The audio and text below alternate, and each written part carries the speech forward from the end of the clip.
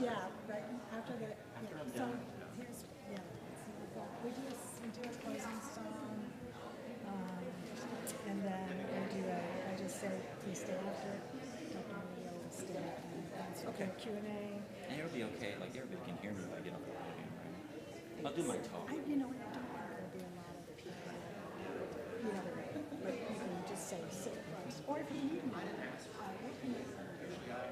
whichever. Hey, Brad, I could project. Oh, yeah, you do. My wife says, be quiet. Okay, perfect. It's just I had that curiosity. So, Yeah, and that's then fine. also Let them- food. We've got tons of trash. So I bought some things at Sam's. And there's also a juice bar. I tried the juice bar at the Beatles, but you can have it. We'll probably do that and then we'll head out for lunch. So, Okay. perfect. Okay, I was just curious just to have the Yeah, thank you. ready. Yeah, I'm sorry. I should have given you that cue.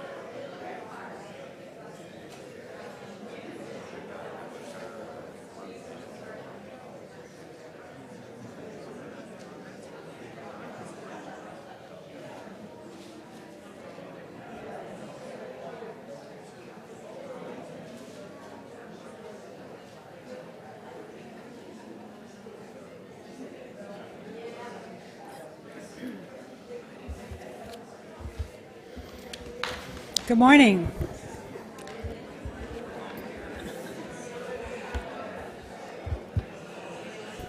Okay. Good morning. I'm Reverend Kathy Harrington, and I serve this congregation as their interim minister. I'm going to be the worship associate this morning. We have a guest speaker. Dr. Edwin Murillo and his family are here this morning, and we're excited that they came to visit us. Welcome to UU Asheville and today's worship service. We're glad you're here. Bienvenidos a UU Asheville y al servicio de hoy. Nos alegra su presencia aquí.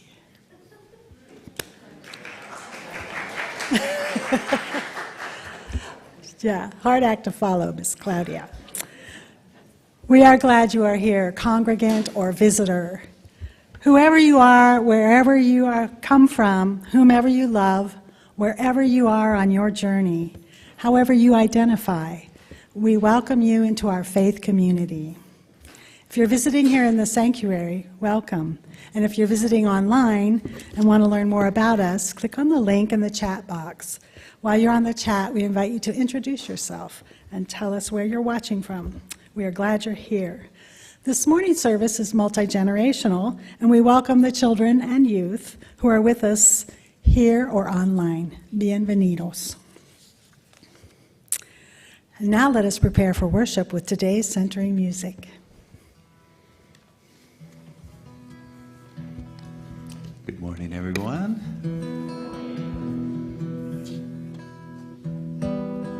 This is a Tish Hinojosa song. She's a Mexican from Texas, and this is a song about basically about someone that's come to the U.S. and missing their family back in Mexico. Madrugada me ve corriendo bajo cielo que empieza color. No me salgas sola a nombrarme a la fuerza de la migración. Un dolor que siento en el pecho es mi alma que hiere de amor. Pienso en ti y tus brazos que esperan, tus besos y tu pasión. ¿Dónde voy? ¿Dónde voy? Esperanza es mi destinación.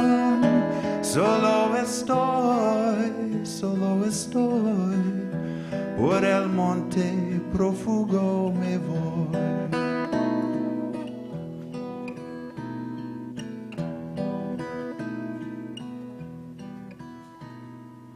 Días, semanas y meses pasan muy lejos de ti.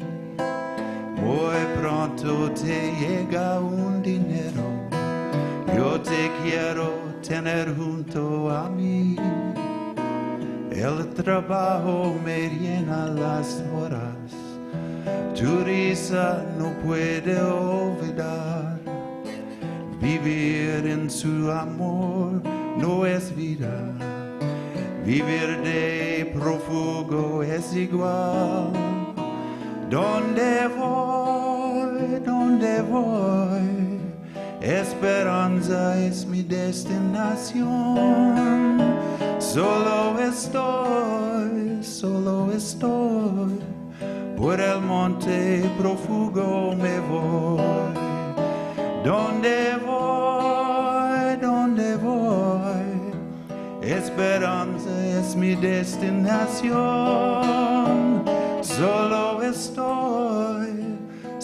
estoy, por el monte prófugo me voy.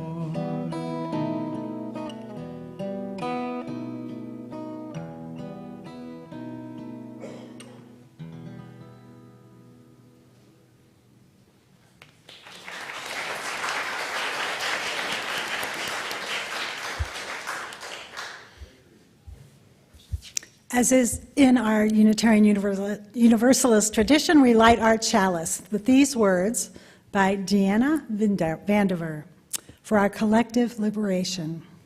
We light this chalice, the symbol of our faith alive in the world, naming our vision of collective liberation and daring to remember each other into this beloved community.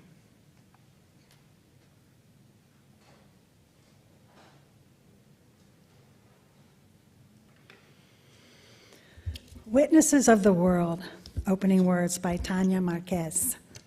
It is now, when we are called as witnesses of the world, to mend it, to change its course, to restore it. It is now, when we are called to act on our values, not to hide, not to fear, but to be bold and loud. It is now for us, we are called to continue our fight for justice, to organize, to speak up. It is now. Let us gather, let us give each other courage, let us worship together. Es ahora que estamos llamados a ser testigos del mundo, a enmendarlo, a cambiar su curso, a restaurarlo. Es ahora que somos llamados a vivir nuestros valores, a no escondernos, Claudia said read slow, a no temer, sino a ser audaces y hacer ruido. Es ahora que somos llamados a continuar nuestra lucha por la justicia, a organizarnos, a levantar las voces. Es ahora. Reunamos de manos valor unos a otros. Celebramos. Please rise and body your spirit and join me in singing our first hymn, number 361, Enter, Rejoice, and Come In. Okay. We have someone who really speaks Spanish to lead us. Some of the set stanzas that we'll be singing are in Spanish. I want to give us a hint of how those words go. So I'll also try to go slow. Ven, ven, alégrate hoy. Ven, ven, alégrate hoy. Es hoy un día muy feliz. Ven, ven, alégrate hoy. That's the English one. Ven, abierto el corazón. Ven, abierto el corazón. Es hoy un día muy feliz. Ven, ven, alégrate hoy. And as John Wesley said, if you can't sing well, sing loud. Or my favorite is sing lustily.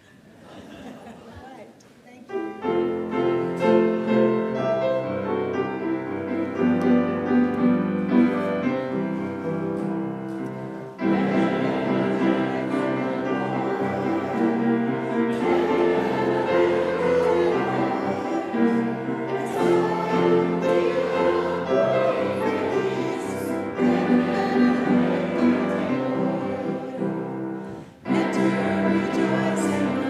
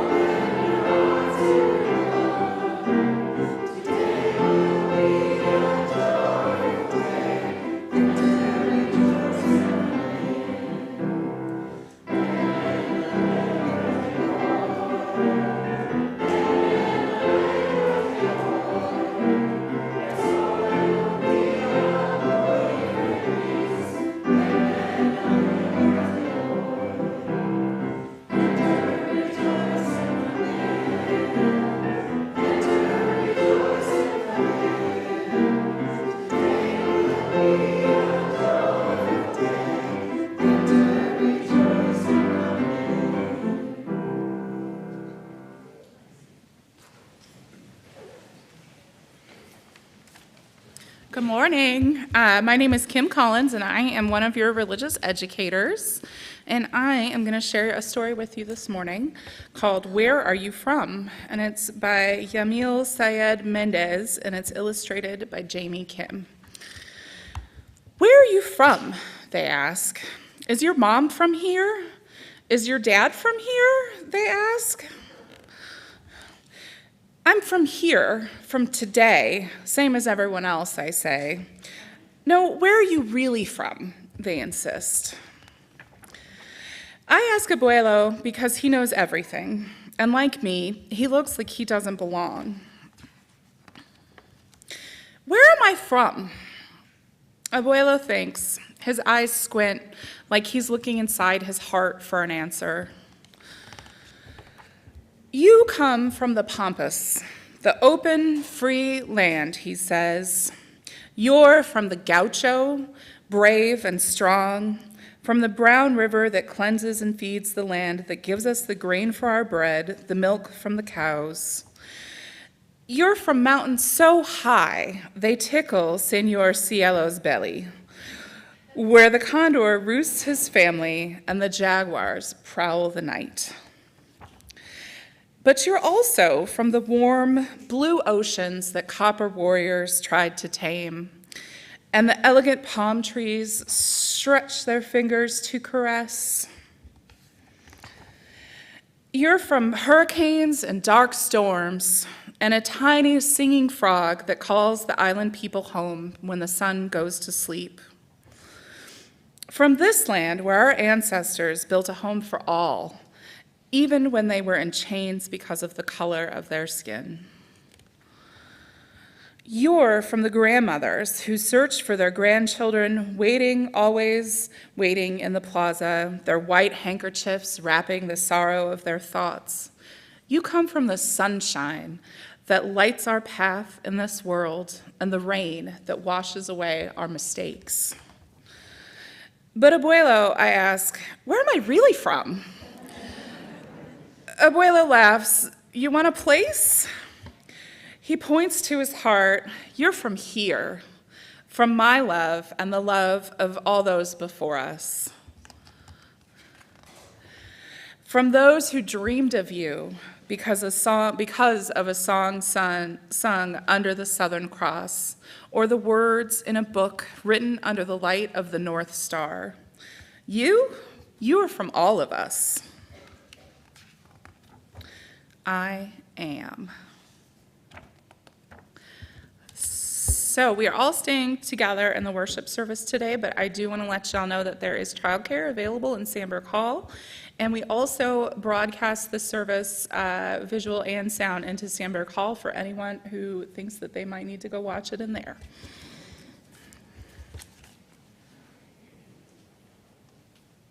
Thank you, Kim.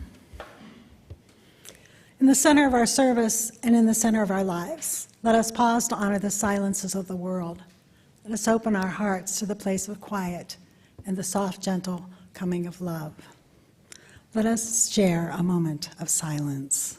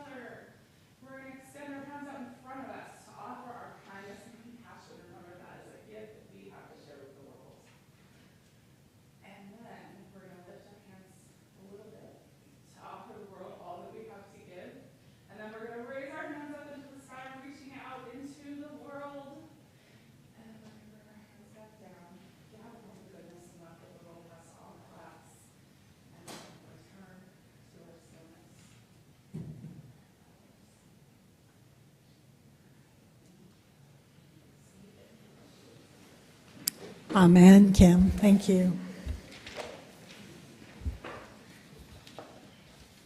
And now it's time for acknowledging our joys or sorrows with a candle lighting ritual. Here in the sanctuary, please feel free to come forward and light a candle of memory or hope. If you're online, please write in the chat box any joy or sorrow that you would like to share with the congregation.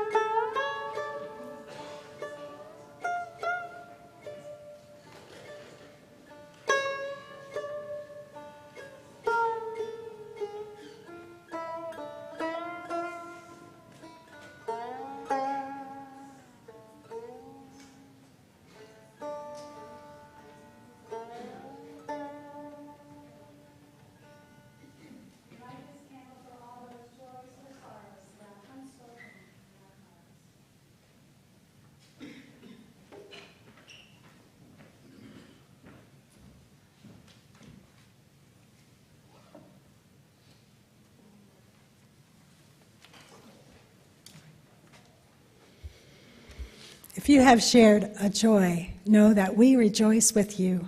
And if you have shared a sorrow, know that you are held in love and care by this community.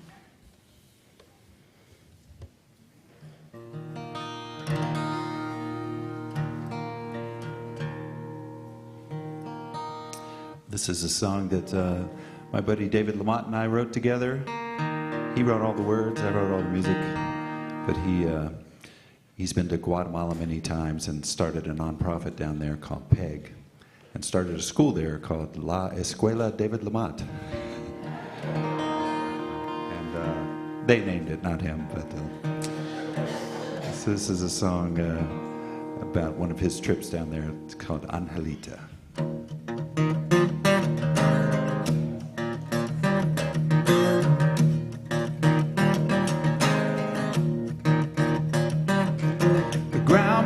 My feet became the tree that stands beside me, and avocados hanging from that dusty roadside tree. I'll eat that avocado with my breakfast in the morning, and the ground of Guatemala will become a part of me.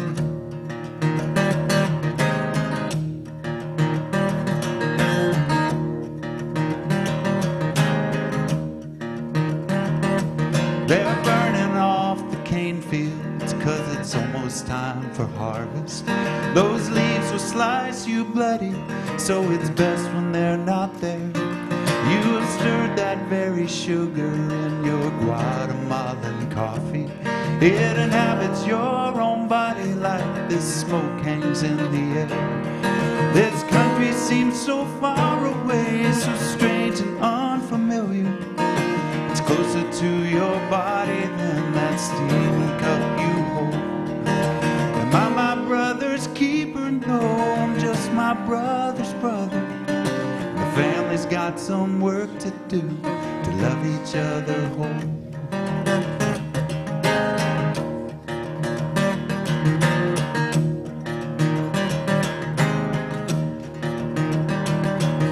A burlap bag rides heavy on the bent back of an old man. His skin is thick as leather, and his body knows that weight. In my country we complain our cup of coffee's too expensive. Don't say that to a man who trades $1 for a day. This country seems so far away, so strange and unfamiliar. It's closer to my body than the steaming cup I hold. Am I my brother's keeper? No, I'm just my brother's brother. The family's got some work to do to love each other whole.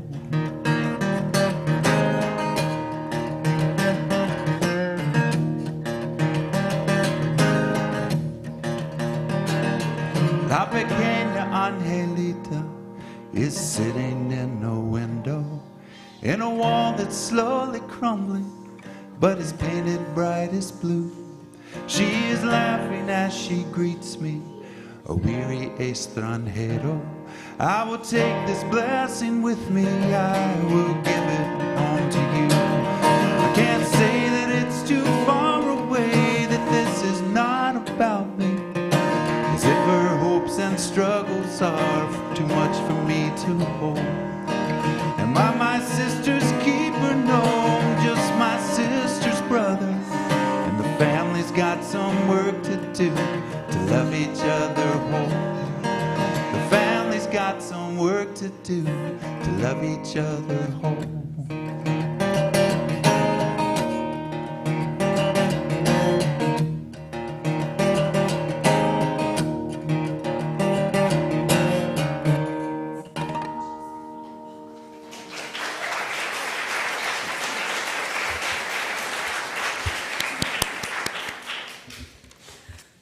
Now it's my pleasure to introduce to you our guest speaker, Dr. Edwin Murillo.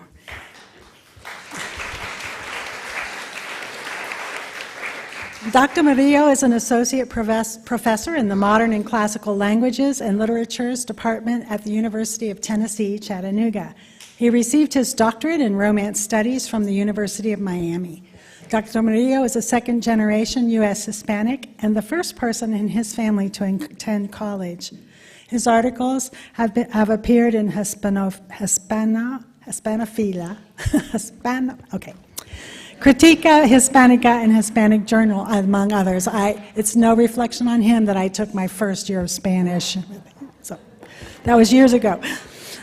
His poetry, written in Spanglish and Portuñol, have appeared in various international academic journals. His short story collection, Midnight Vallenado, was published in Floricanto Press in 2019, and his Latin American and existentialism is forthcoming with the University of Wales Press. Congratulations. At UTC, he teaches Spanish language, composition, and literature courses, as well as creative writing in Spanish. He loves music, travel, and the noise that his daughters make in the morning. Welcome, Dr. Murillo.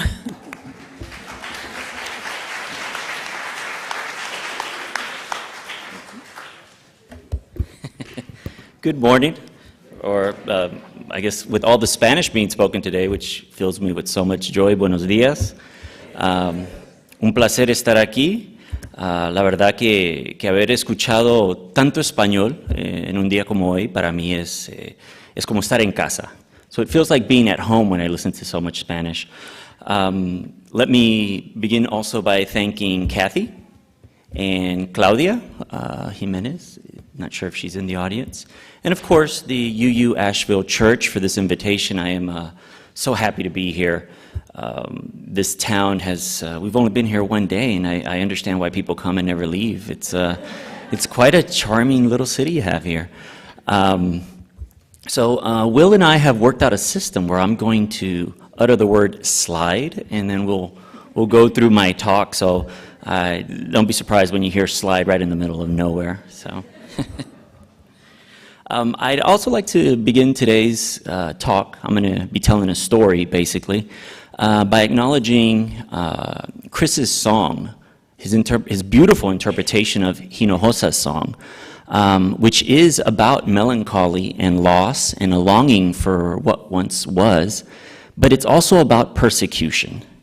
You may have heard the word migra mentioned a couple of times, and it's a reference to immigration services. So persecution, unfortunately, is central to not only first-generation U.S. Hispanics, but Hispanics who have been here since day one. It's unfortunately a otherness that we have to deal with, which I hope that the story I'm going to tell shortly helps to dispel. I also want to acknowledge Kathy's words.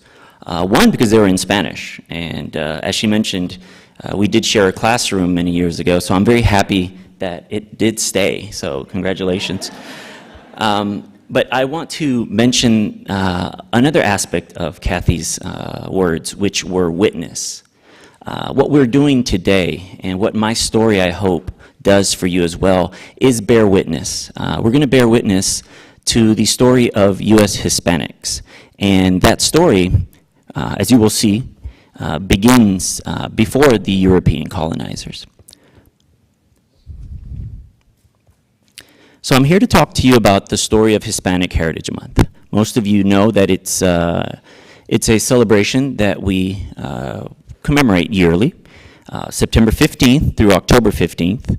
And if I were in the classroom, I would offer extra credit points for anybody who could tell me why it's September 15th through October 15th. Would anybody like to fill me in? Yes, it's right along that path. Lots of Latin American countries celebrate their independence between the 15th of September and the 15th of October. So there goes 5 extra points on a major assignment for both of you. Thank you so much. Thankfully, LBJ and then Ronald Reagan had the foresight to commemorate these weeks for that very reason. Slide. The story of Latin American history and U.S. Hispanic history begins pre-1492. And if we are truthful with ourselves, the history of all the countries in the Americas must acknowledge that when our ancestors arrived in what is today the North, Central, and South of the Americas, they were occupants. We call them Native Americans, but as you can see from the map, they were an enormous conglomerate of peoples with their own cultures, beliefs, political systems, science, religions, and as importantly, languages. And they weren't just small communities, they also formed large empires. And I'm sure you've all heard of the Aztecs, the Mayan, and the Inca empires. And if you look at the picture on the left, you could see the extension of those empires. So that's where our history as Americans, thinking of it as North, Central, and South, begins. Slide, please. So let's begin with the importance of language. What is a Hispanic and what is a Latino? Hispanic is a word that has a longer history, dates back to the Phoenicians and to the Romans. Latino is a bit newer, from about the 19th century. Will, if you would please. Oh, sorry, slide.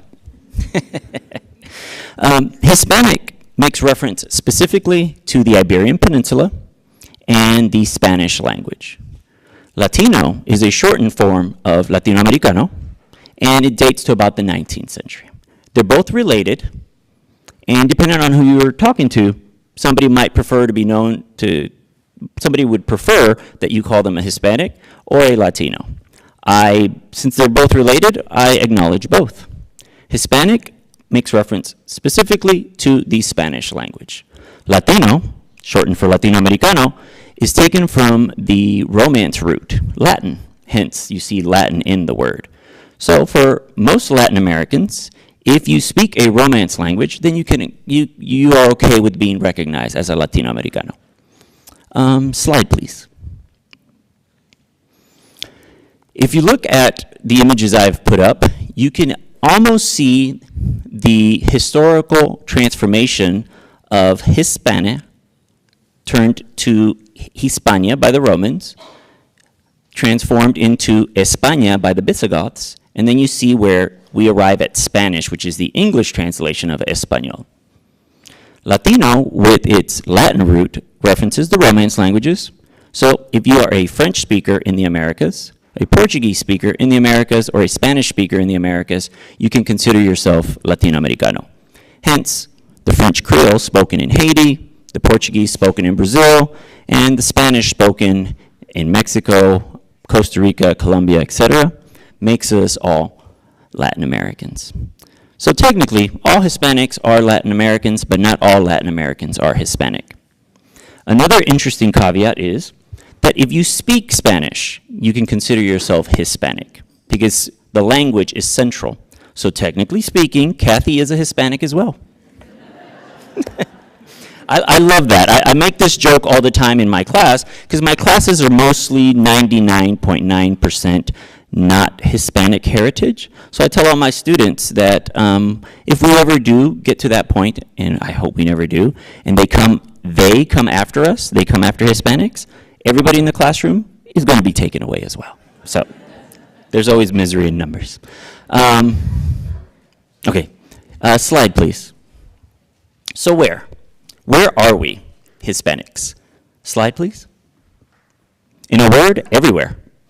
We are, and I know this is an oxymoron, we are the largest minority in the United States. I know, I love that. All the green areas you see on the map, that's where Hispanics are the majority of the population. So naturally, Puerto Rico. And yes, Puerto Rico is part of the United States, which is fascinating to a lot of people. All you need is a driver's license. Spanish is the official language. Dollars is what they use. So Spanish, and to be Hispanic, is a legal political reality of the United States, thanks to Puerto Ricans. And it's been that way since 1898. So it's been over 100 years. Slide, please. And as I mentioned earlier, we are the largest minority, and the rest of the green on the second map that I'm showing is where we also have a presence. So, needless to say, from coast to coast, from sea to shining sea. Slide, please. And here's some more numbers. I love numbers. We make up about 19% of the US population. So that's where we are. So who are we? Slide, please. Better yet, who and when? Slide. Thank you. Who are we as a people? Ethnically speaking, we are the byproduct of Hispanic, European contact with Native American contact, and Afro-Latino heritage. Every one of the individuals you see on the screen is either a Latin American or Hispanic, depending on who you speak to. To translate that a little bit better into U.S. vocabulary, we are the makeup of white people, Native Americans, and black people, which is really quite interesting. Who do we have up here? We have Christina Aguilera, whose ancestry is from Ecuador. We have Luis Miguel, who is Puerto Rican, although he claims Mexico, which is really interesting. We have Rigoberta Menchú, the 1992 Nobel Prize winner in peace.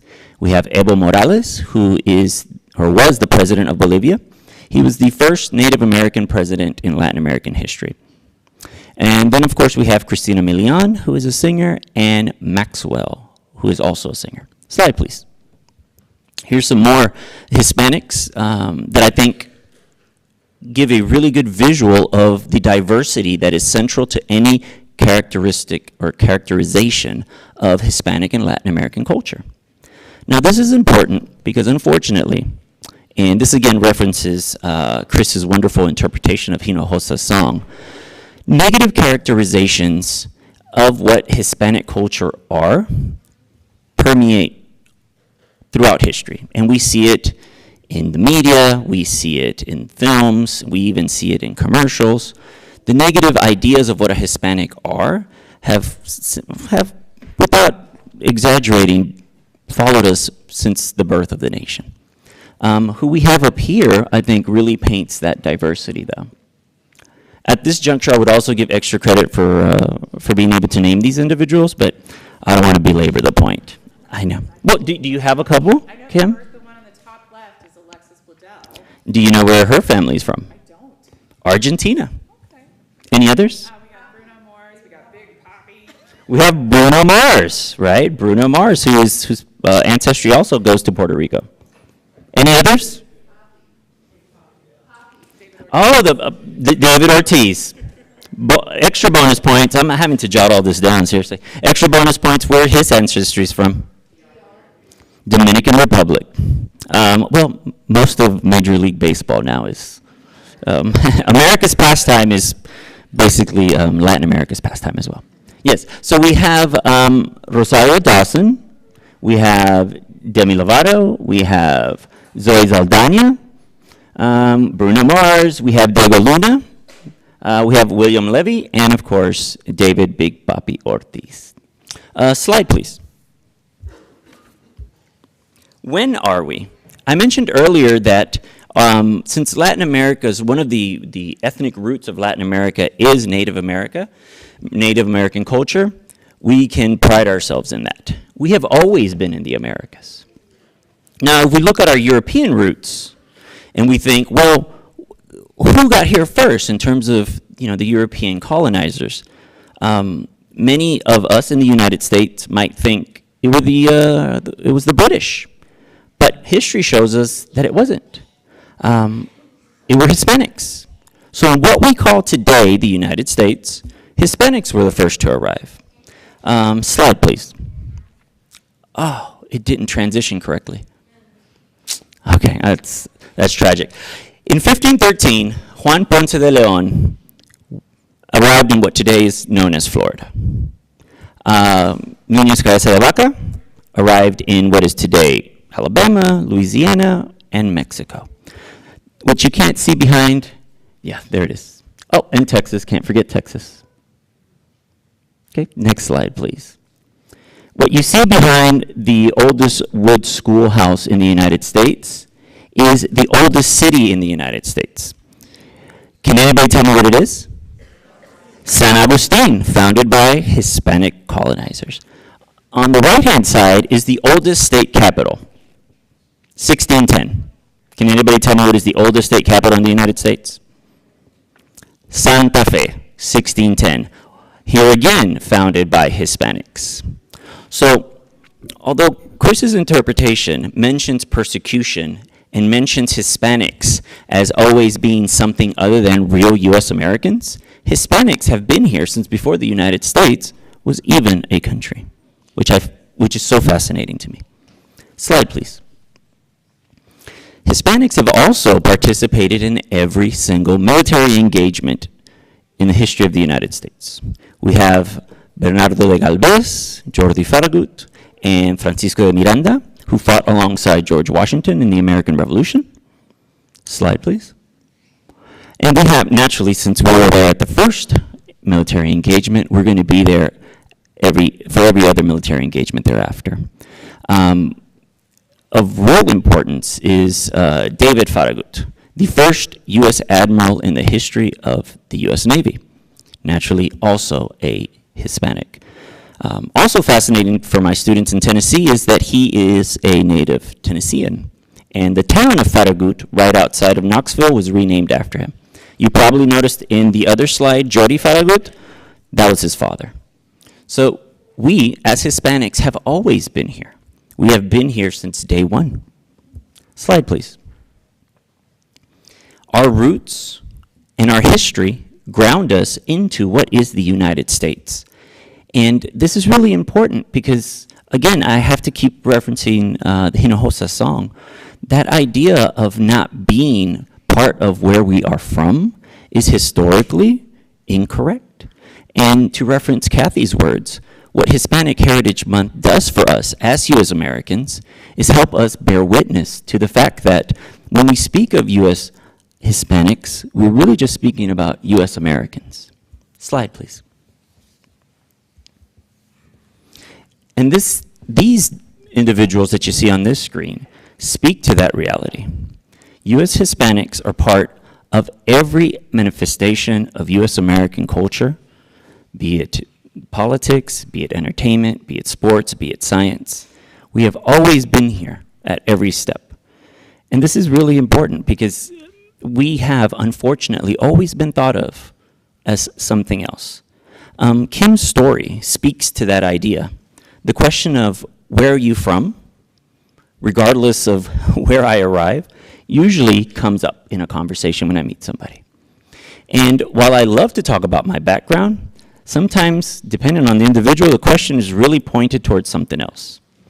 And that something else is, you're not really from here, you're not really an American, can you tell me your story? And it doesn't matter what accent I use. I do a terrible Southern accent, but I can do one. As Claudia mentioned, I am second generation U.S. American. My grandparents came because of the persecution in Colombia in the late 50s. My mother graduated from Whittier High in Los Angeles.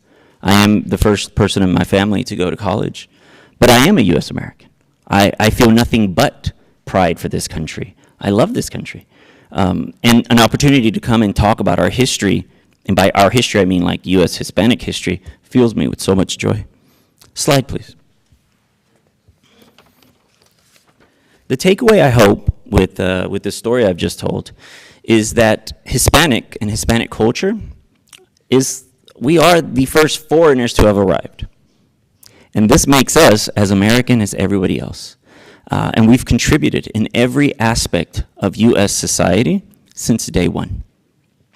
Now, Claudia told me that my audience would also include a younger generation, and that I should maybe cater to that crowd as well. So I want to end on a positive note. And the positive note is this: things have gotten better. Our representation has improved over the years, and we must continue to bear witness, and we must continue to push that assimilation of what is U.S. American and U.S. Hispanic into one. Next slide, please. Kathy and Claudia sent an article to me this week that for me was wonderful news. It seems that the Smithsonian is going to be inaugurating in the next few years a museum that is dedicated to the history of the American Latino.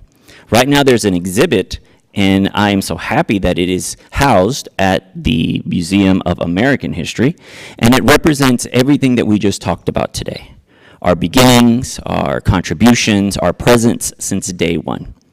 And as I mentioned just a few seconds ago, our presence has improved and continues to improve. Slide, please. Thankfully,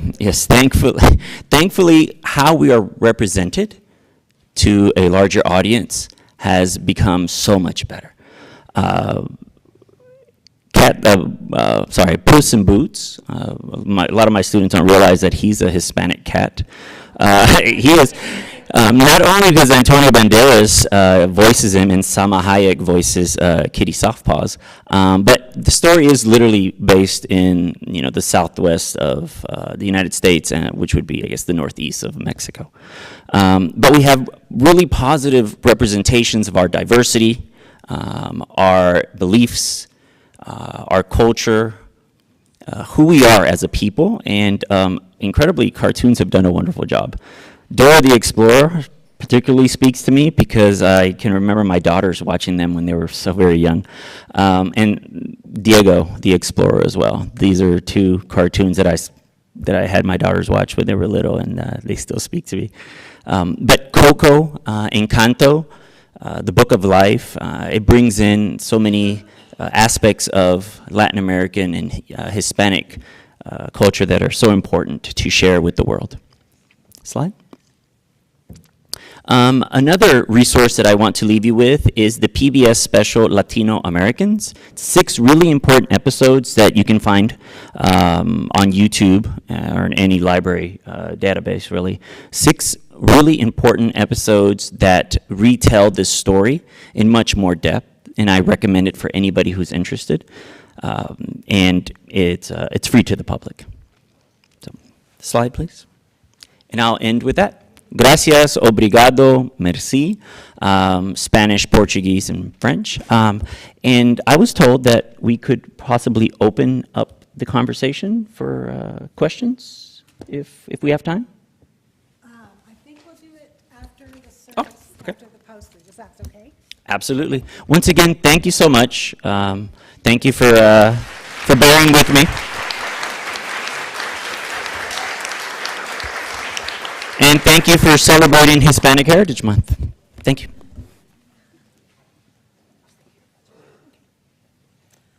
Okay, so now please rise in body or spirit and join me in singing De Colores, hymn number 305. Oh, we have the expert here who's going to lead you. So the fourth stanza of this hymn is in Spanish, so I just want to give you a preview. By the way, you did a great job with Enter, Rejoice, and Come In. That was great. I want to hear more of that. So I'm just going to read this. De colores se visten los campos en la primavera. De colores son los pajaritos que vienen de afuera.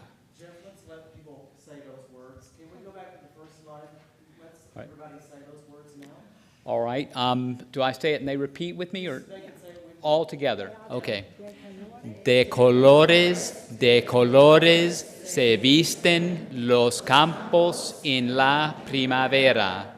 De colores son los pajaritos que vienen de afuera.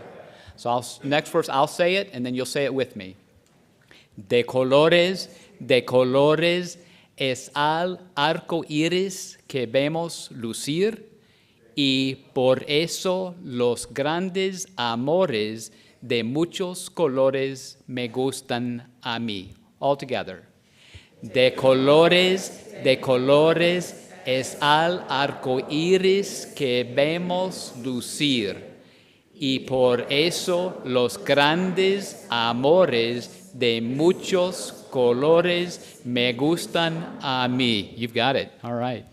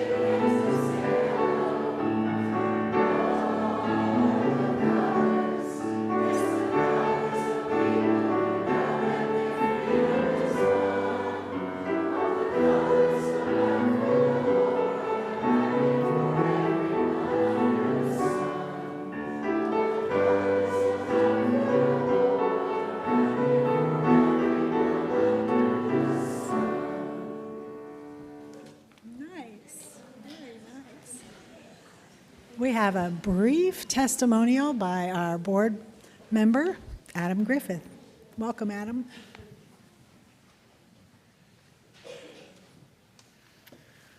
Thank you, Kathy. Hello, everyone. Thank you for the invitation. Will Jernigan asked me a couple of weeks ago to share a few words, and I agreed and asked him to send me some talking points. He said he would send something, and Will is a really busy guy, and so I didn't ask him for any follow-up. You know, he's got 2 kids, he's got a career, he's got a superhero for a wife. I can relate on all those points. He doesn't text me back sometimes. That's fine. I can relate. But then on Thursday, I went to the mailbox, and he had mailed me a letter. It's right here. It's signed by Will Jernigan, and it says "Dear Adam" on it. It was to me. So he sent me some talking points, and I really appreciated that. And so those 3 talking points were meet the moment, the Ministerial Search Committee's work, and the re-engagement and reconnection that you've heard from this pulpit in previous weeks. We as a congregation are at a moment, and we have a budget deficit, and we can bridge that gap if people who already donate give 20% more. And I can tell you that I've been coming here for 13 years, and this is the first time and only time I've seen this happen. And so this decision was not made lightly to ask for 20% of existing pledges. One thing that I find attractive about this congregation is that data and numbers drive decisions. Science is real, love is love, and Black Lives Matter too. But eventually decisions will need to be made based on those budget numbers. Clyde Harden did an excellent job of outlining some of those possibilities last week. We are also at a moment with our search for a new full-time minister. The temp agency sent us Kathy Harrington, and they did a great job, okay? We absolutely love her, but we can't keep her forever. So we as a congregation have a role in supporting the Ministerial Search Committee. Also on Thursday, we got an email from Tish Murphy with a link to a survey. And so the onus is on us, the congregation, to do the survey. Note to self, Adam, do the survey. I have not done the survey yet, so I will report back when I have done that. And the last piece is the re-engagement and reconnection. COVID has been very difficult for some of us, but I come here because I need this. I come here because I need this. I come here because I need this. And it makes me a better person.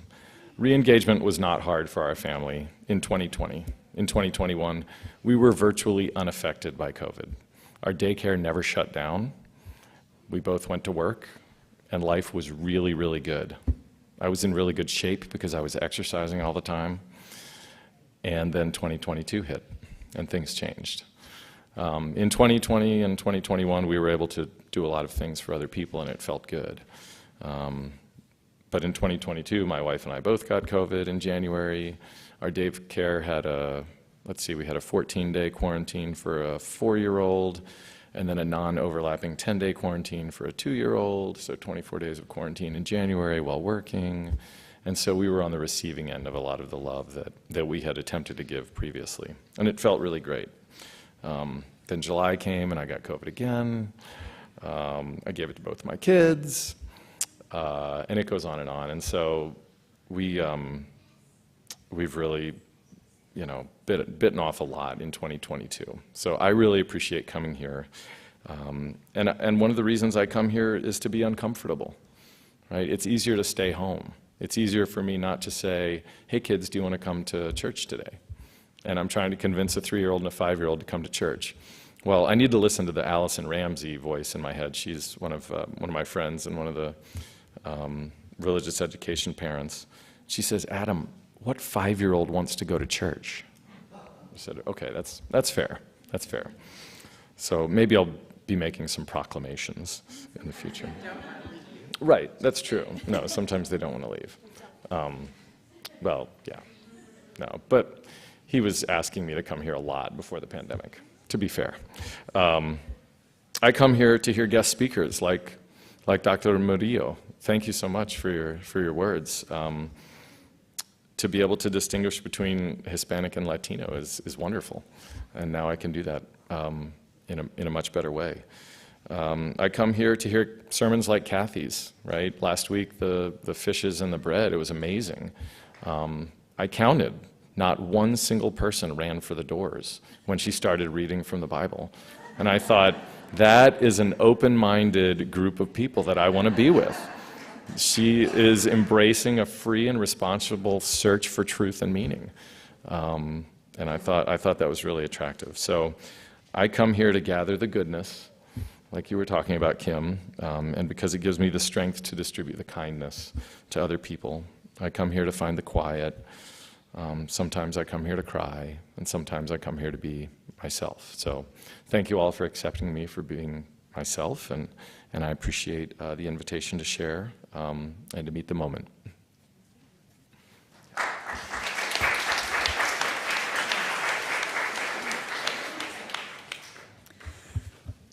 So now we get to invite our visitors to stand if they would like to and introduce themselves. We have somebody with a microphone who's going to come around. If you'd like to stand, you don't have to, but we would love to know who you are and where you're from.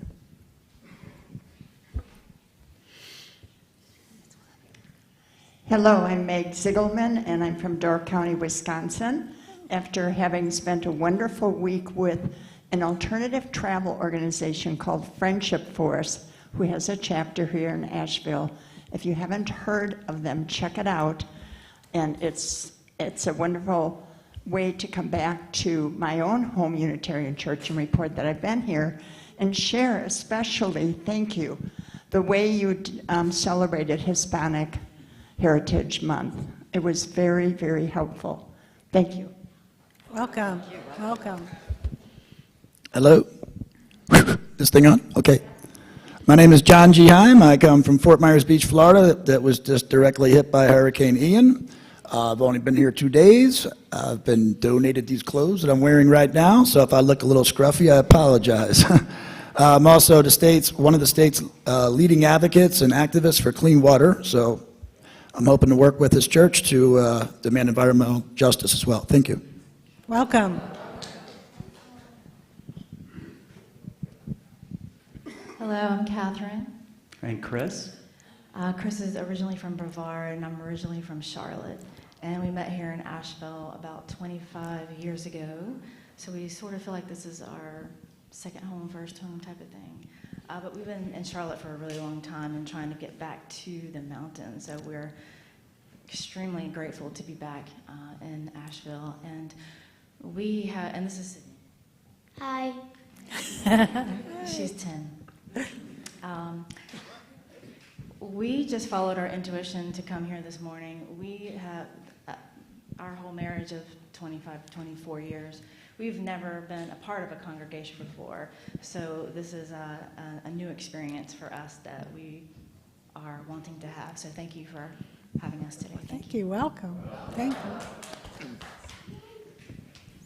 Hello, my name is Mike, and I'm from Ireland, and I'm visiting here for 2 weeks, and I am also a Unitarian minister, and it's really nice to be here this morning. Thank you very much. Welcome. Hi, I'm Greg Matlick, and I'm with Katie, my daughter, and we're from Biltmore Forest.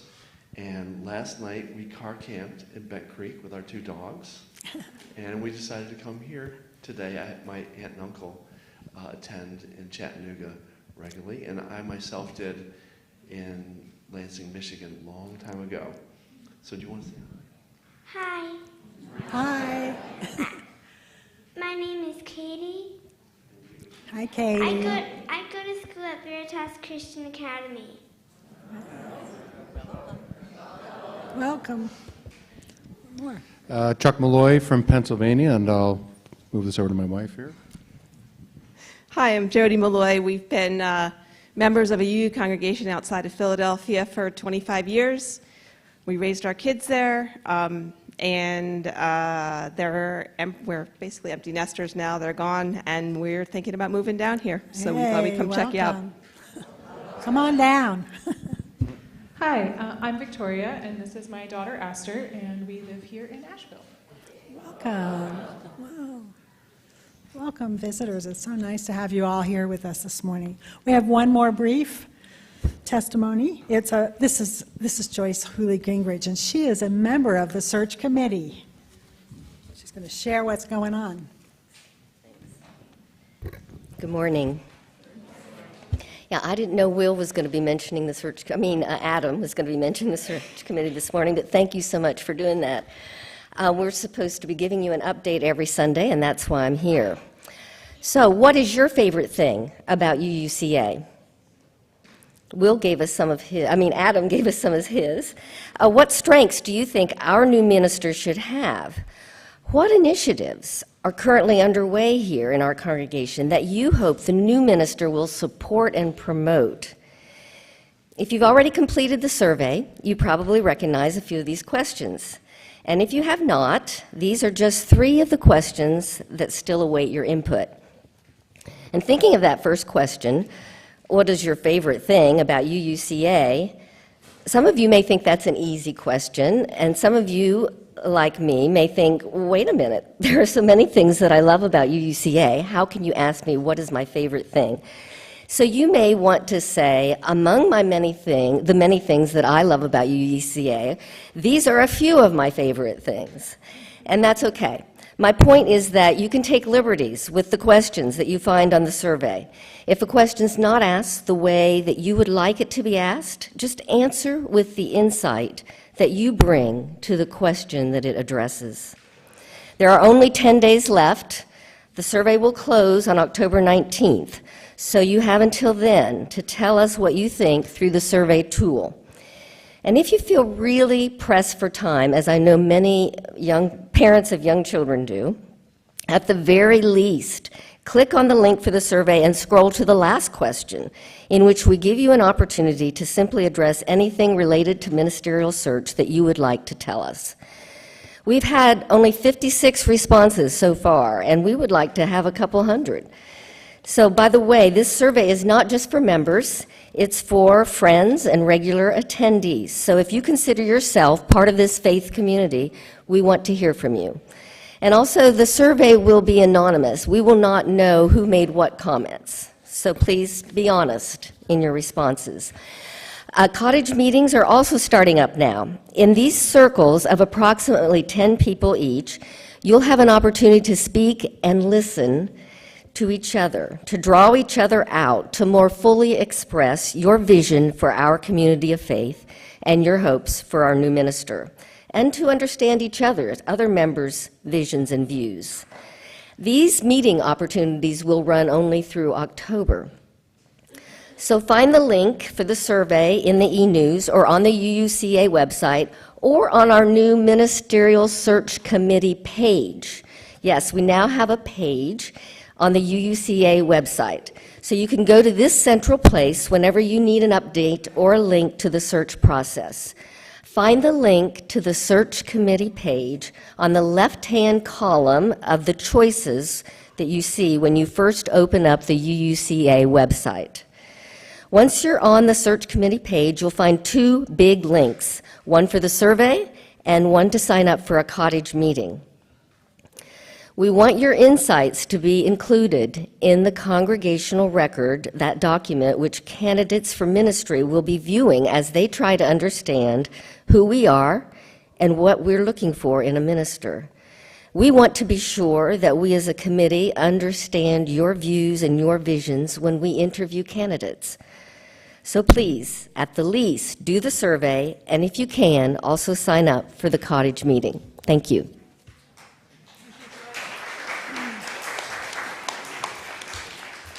Thank you. It's a little shorter. Our announcements ran at the beginning of the service. If you missed them, refer to the Wednesday e-news, as everything is described there. Join us Wednesday evening for Vespers at 6:30 and a 7 p.m. Justice conversation presented by Jeff Jones, who led us in our Spanish lyrics.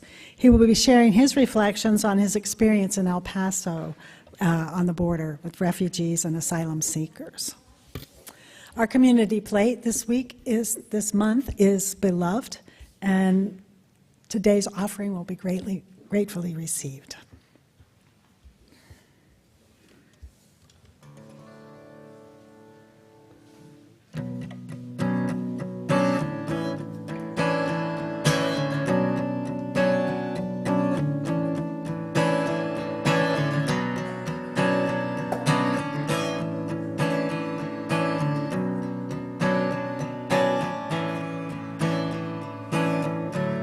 Thank you for the sun.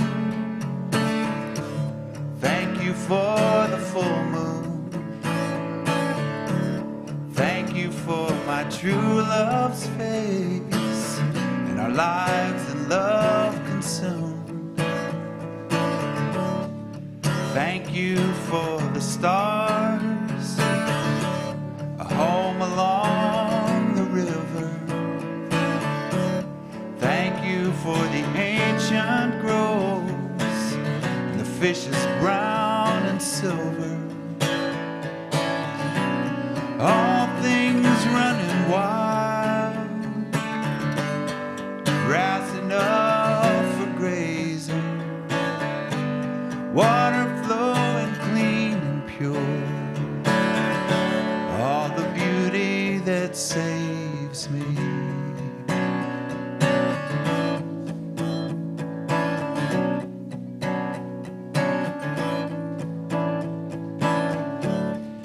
Thank you for the dawn,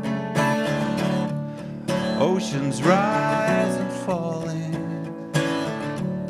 children born to carry on. In the end, that's always calling. Thank you for the songs, thanks for all my good luck. All the things that don't go wrong, and the hopes that won't give up. Thank you for my tears, loved ones who forgave me. Thank you for my darkest years, all the sorrows that made me.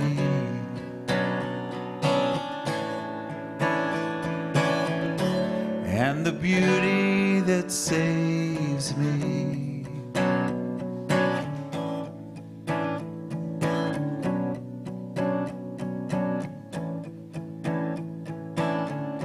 And the beauty that saves me.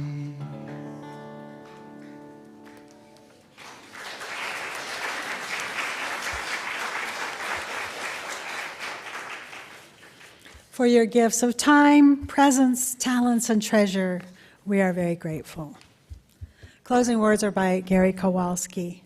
Gathered in our varied faiths, we give thanks for the blessing of world community as we share our common dream, homes and schools where children thrive, neighborhoods that are safe and clean, a city rich in culture and colors, an economy where no one is expendable, a beloved community where rich and poor alike have access to the opportunity for a dignified job and a productive life. Churches, mosques, synagogues, and temples, where our deepest hope is to be of service to a hurting world. Enable us as we leave this place to go forth, carrying this prayer into the coming week, turning our hearts towards charity, our hearts towards justice, and our hands toward the work of peace. Shalom and amen.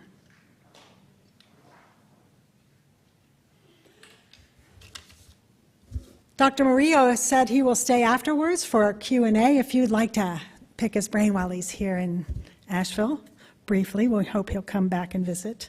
There's food and fellowship in Sandberg Hall. We have some Hispanic and Latino food. There's a food truck out back with a juice bar and vegan wraps. So there's plenty to do to hang around and have fun.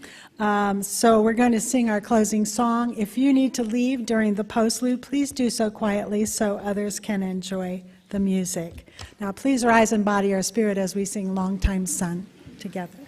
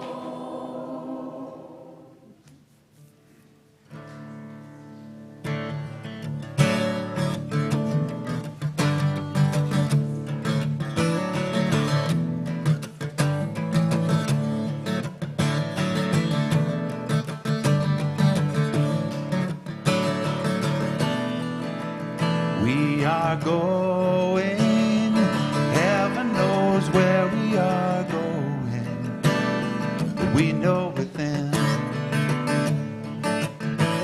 we will get there. Heaven knows how we will get there, but we know we will.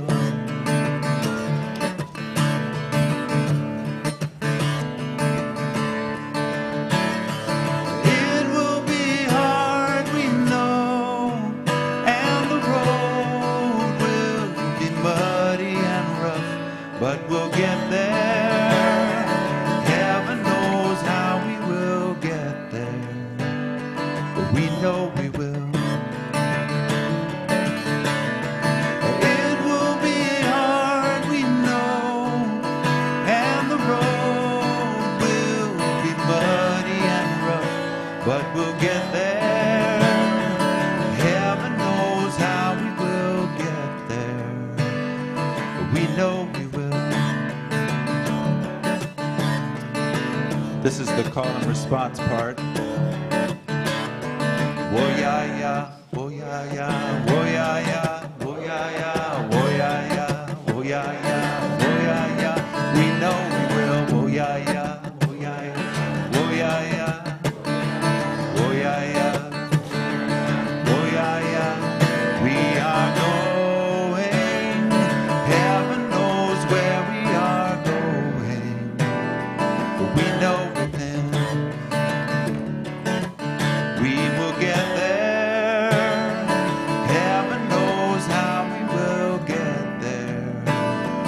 We know we will. It will be hard, we know, and the road will be muddy and rough, but we'll get there. Heaven knows how we will get there, but we know we will. Want to try that part?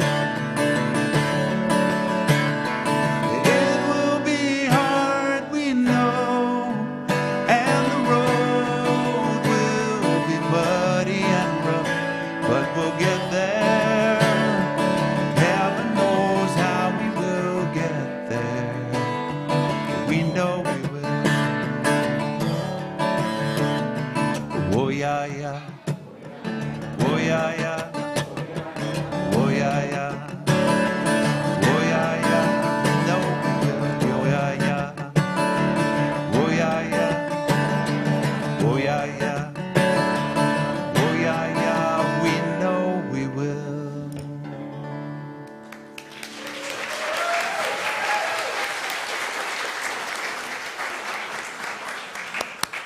Dr. Maria, do you want to use the mic, or would you like to just stand? Okay, for anyone who wants to stay and ask Dr. Maria any questions, he's willing to stay. Looks like folks are heading.